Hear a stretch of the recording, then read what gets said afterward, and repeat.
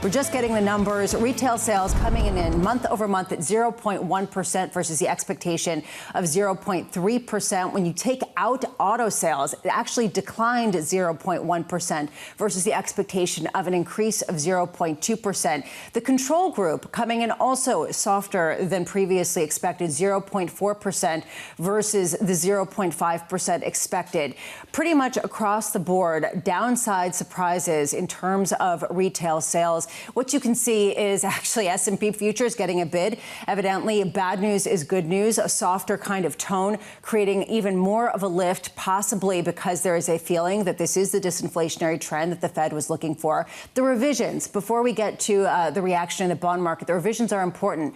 Down 0.2% in the prior month versus the flat reading that we got previously.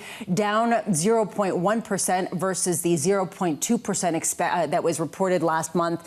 Ex-auto, when you take a look at what's going on with the control group, down 0.5%. That is the revised numbers. So all around, you put it together, this is a weaker consumer that we're seeing in this picture. Both of you, Ian and Greg, are talking about how the balance of risks is we are seeing real weakness, and this is just a tipping point that is going to deepen. What do these retail sales do to kind of edify that feeling of yours? I think what they indicate is an environment where you're seeing a bit of a more caution, more prudence on the part of consumers. And this is not new. We've been seeing consumers be a little bit more careful, be a little bit more sensitive to higher prices. This cost fatigue that we've been talking about for a few months now is now starting to be visible in the data.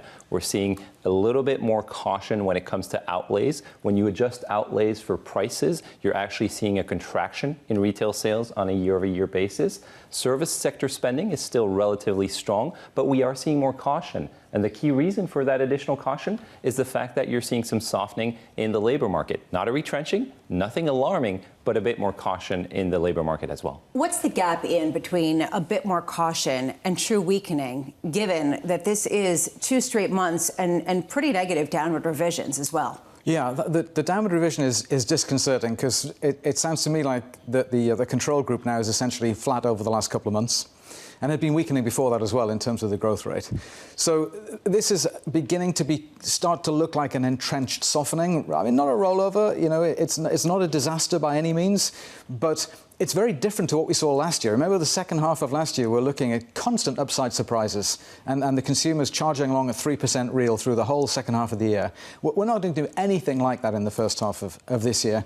And I think a part of the reason here is as well as the labour market weakening, which is definitely real. You can see in the surveys that people are getting nervous about job security for the first time in this cycle.